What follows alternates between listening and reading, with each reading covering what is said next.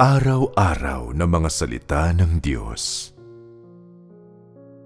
Sa bawat hakbang ng paggawa ng Diyos, sa kalooban ng mga tao, sa panlabas, mukha itong pag-uugnayan sa pagitan ng mga tao, na parang mula sa pagsasaayos ng tao o mula sa paghihimasok ng tao. Ngunit sa likod ng mga eksena, bawat hakbang ng gawain at lahat ng nangyayari ay isang pakikipagtawaran na ginawa ni Satanas sa harap ng Diyos at humihinging manindigan ang mga tao sa kanilang testimonya sa Diyos. Gaya ng si Job ay sinubukan. Halimbawa, sa likod ng mga eksena, pumupusta si Satanas sa Diyos. At ang nangyari kay Job ay ang mga gawain ng tao at panghihimasok ng mga tao. Sa likod ng bawat hakbang na ginagawa ng Diyos sa iyong kalooban ay pakikipagtawaran ni Satanas sa Diyos. Sa likod ng lahat na ito ay isang labanan. Halimbawa, kung ikaw ay may kiling tungo sa iyong mga kapatid na lalaki at babae, magkakaroon ng mga salita na nais mong sabihin. Mga salita na sa pakiramdam mo ay nakakayamot sa Diyos. Ngunit magiging mahirap ito para sa iyong kalooban. At sa sandaling ito, magsisimula ang isang paglalaban sa kalooban mo. Magsasalita ba ako o hindi? Ito ang paglalaban. Kaya, sa lahat ng bagay ay may labanan, at kapag may labanan sa iyong kalooban, salamat sa iyong aktwal na kooperasyon at aktwal na pagdurusa, ang Diyos ay gumagawa sa iyong kalooban. Sa huli, sa loob mo ay kayang iisantabi ang mga bagay-bagay. Ganito ang epekto ng iyong pakikipagtulungan sa Diyos. Kailangan ng pagbabayad ng isang tiyak na halaga sa iyong mga pagsisikap sa lahat ng iyong ginagawa. Kung walang aktwal na paghihirap, hindi mo maaring mapasaya ang Diyos. Hindi man lamang ito kalapitan sa pagpapasaya sa Diyos. At ang mga ito ay walang iba kundi walang laman ng mga kasabihan. Maari bang masiyahan ang Diyos sa mga kasabihang ito na walang laman? Kapag ang Diyos at si Satanas ay naglalaban sa espiritual na kinasasaklawan, paano mo dapat pasayahin ang Diyos? At paano ka dapat manindigan sa iyong patutuo sa Kanya? Dapat mong malaman na ang lahat ng nangyayari sa iyo ay isang malaking pagsubok. At ang oras na kailangan ka ng Diyos na panindigan ang testimonya.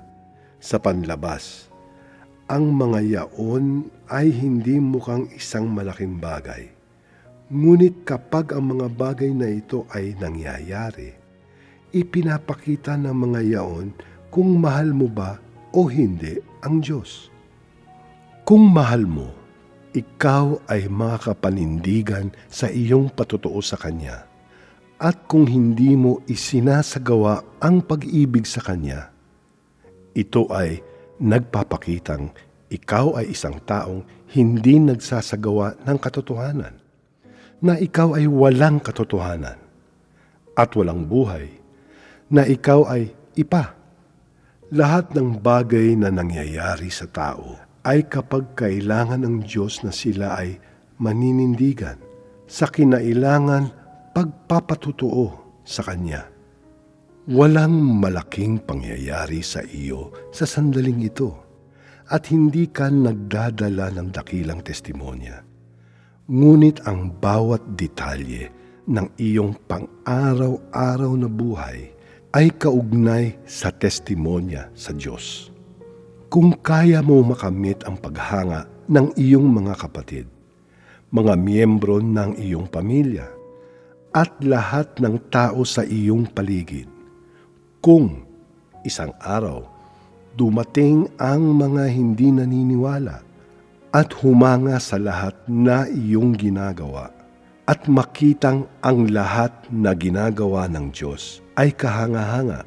Sa gayon, ikaw ay nagpatotoo. Kahit wala kang panloob na pananaw at ang iyong kalibre ay mababa, sa pamamagitan ng paggawang ganap sa iyo ng Diyos, magagawa mong siya ay bigyang kasiyahan at pahalagahan ng kanyang kalooban. Makikita ng iba kung ano ang dakila niyang gawa sa mga tao na may pinakamababang kalibre. Dumarating ang mga tao sa pagkakilala sa Diyos at nagiging mga mandaraig laban kay Satanas at matapat sa Diyos sa isang antas ng lawak. Kaya walang sino man ang mas magkakaroon ng lakas kaysa sa grupong ito ng mga tao. Ito ang magiging pinakadakilang pagpapatotoo, kahit na ikaw ay walang kakayahan sa paggawa ng dakilang gawa. Makakaya mong bigyang kasiyahan ng Diyos. Hindi maisasantabi ng iba ang kanilang mga paniniwala. Ngunit kaya mo, ang iba ay hindi kayang magdala ng testimonya sa Diyos. Sa panahon ng kanilang aktwal na mga karanasan. Ngunit, maaari mong gamitin ang iyong aktwal na tayog at mga pagkilos upang suklian ang pagmamahal ng Diyos at magdala ng umuugong na pagpapatotoo sa Kanya. Tanging ito lamang ang mahalaga bilang aktwal na pagmamahal sa Diyos. Kung hindi mo ito kaya, sa gayon hindi ka makapagbibigay ng pagpapatotoo sa mga miyembro ng iyong pamilya, sa iyong mga kapatid na lalaki at babae, o sa harap ng mga tao sa mundo.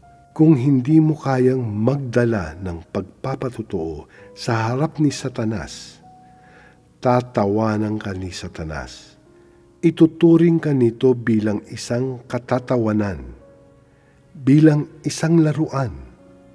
Madalas ka nitong lilinlangin at gagawin kang baliw. Sa hinaharap, maaring dumating sa iyo ang mga malalaking pagsubok. Pero ngayon, kung mahal mo ang Diyos ng may tapat na puso at gaano man kalaki ang mga pagsubok na darating, walang pagsasaalang-alang kung ano ang mangyayari sa iyo. Nagawa mong panindigan ang iyong pagpapatotoo at nagawang pasayahin ang Diyos.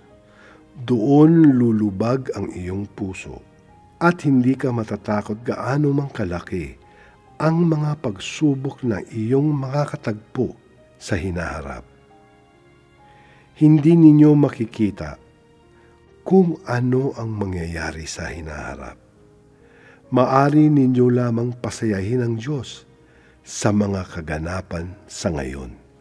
Wala kayong kakayahang gumawa ng anumang dakilang gawa at dapat tumuon sa pagpapasaya sa Diyos sa pagdanas ng kanyang mga salita sa tunay na buhay at pagpapakita ng matibay at maugong na pagpapatotoong nagdadala ng kahihiyan kay Satanas. Kahit na mananatili ang iyong laman na hindi ganap na nasisiyahan at nagdusa, naghatid ka ng kasiyahan sa Diyos at nagdala ng kahihiyan kay Satanas. Kung lagi kang nagsasagawa ng ganitong paraan, ang Diyos ay magbubukas ng isang landas sa harap mo. Kapag isang araw, dumating ang isang malaking pagsubok, ang iba ay babagsak, ngunit ikaw ay makatatayo ng matatag dahil sa halaga na iyong binayaran. Iingatan ka ng Diyos upang ikaw ay matatag na makatayo at hindi babagsak.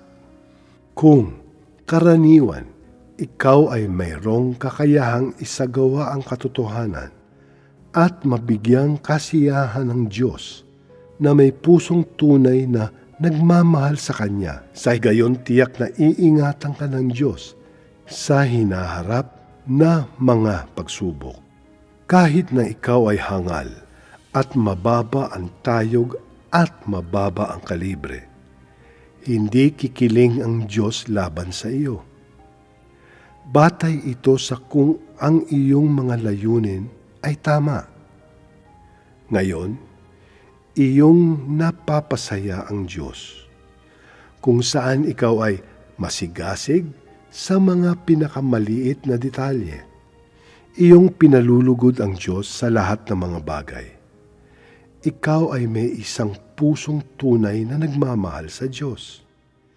Ibinibigay mo ang iyong tunay na puso sa Diyos. At bagamat may ilang mga bagay na hindi mo maunawaan, maaari kang humarap sa Diyos upang maitama ang iyong mga motibasyon at hanapin ang kalooban ng Diyos.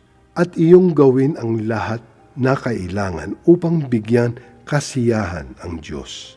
Marahil, ang iyong mga kapatid na lalaki at babae ay mang-iiwan sa iyo, ngunit ang iyong puso ay magpapasaya sa Diyos at hindi mo pagnanasahan ang mga tawag ng laman. Kung lagi kang magsasagawa sa ganitong paraan, ikaw ay kakanlungin sa panahon ng pagdating ng malalaking mga pagsubok.